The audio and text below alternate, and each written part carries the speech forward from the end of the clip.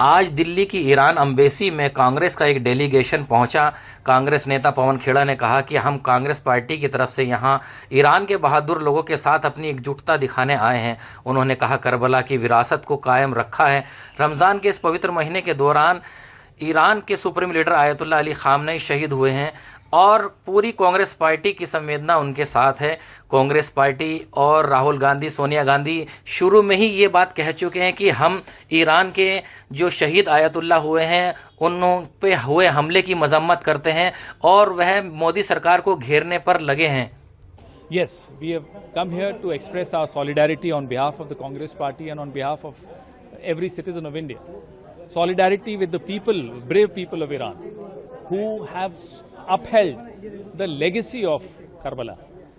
In the middle of Ramzan, the holy month of Ramzan, on the 10th Roza, the supreme leader of Iran, Ayatollah Khamenei, was martyred. We have come here to express our solidarity with every single citizen of Iran. I wish the government of India had spoken and spoken in time and at the right level. I wish the Prime Minister of India had condemned the illegal attack on Iran by Israel and America. I wish the Prime Minister had expressed his condolence to the Supreme Leader's martyrdom. So what you wrote in This is exactly what we wrote, that we stand in solidarity with the people of Iran. especially your message for the people of Iran? We are with you. We are two ancient civilizations. We are bound by history, by culture, by tradition, by humanitarian values, by the values of Hazrat Imam Hussain ibn Ali. Delegation के तौर पर आप लोग यहाँ आए। देखिए, जो दिशा दिखाई है, जो माननीय सोनिया जी ने, प्रियंका जी ने दिशा दिखाई है, उस दिशा पे हम लोग सब चल रहे हैं।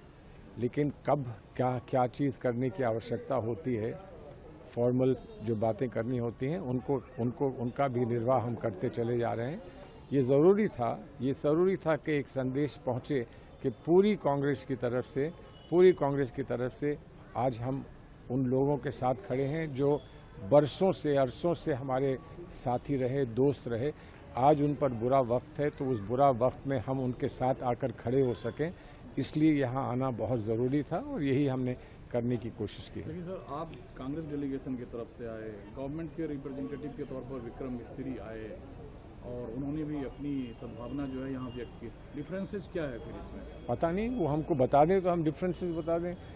अगर आप हमें बता दें कि कांग्रेस के जो सरकार की पॉलिसी फला चीज़ है, तो फिर हम उसमें डिफरेंसेस अपने बता सकें। लेकिन जब सरकार को ही नहीं मालूम कि उनकी पॉलिसी क्या है, तो हम उस पर क्या टिप्पणी कर सकते हैं? हम तो सिर्फ यही कह सकते हैं कि आज तक तो पता नहीं चला। हमें आप लोग बता रहे हैं कि किस किस से उन्होंने बात करी, रायसीना में बात करी, कहीं और से फ़ोन पर बात करी।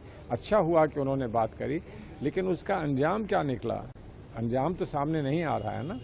अंजाम होता है और आउटकम होता है फॉरेन पॉलिसी का, तभी उस आउटकम को सपोर्ट किया जा सकता है या उसको अपोज किया जा सकता है। तो इसका आउटकम क्या है?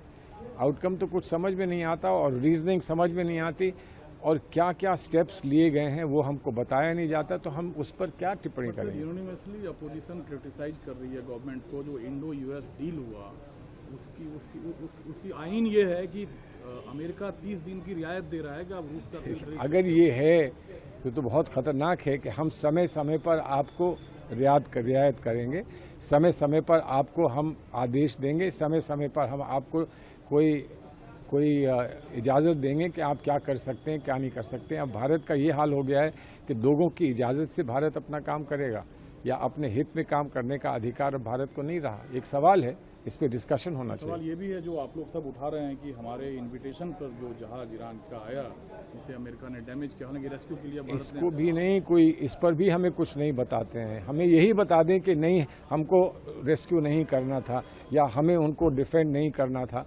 ये भी नहीं बताते कि हमारी क्या औकात है और हमारा क्या अस्तित्व है कि अमेरिका जिसको हम दोस्त कहते हैं, उसने ईरान जिसको हम दोस्त कहते हैं, उस पर हमारे ही घर के पास आकर उस पर प्रहार कर दिया और हमसे कहा भी नहीं या बताया भी नहीं। और अगर बताया है तब तो और ये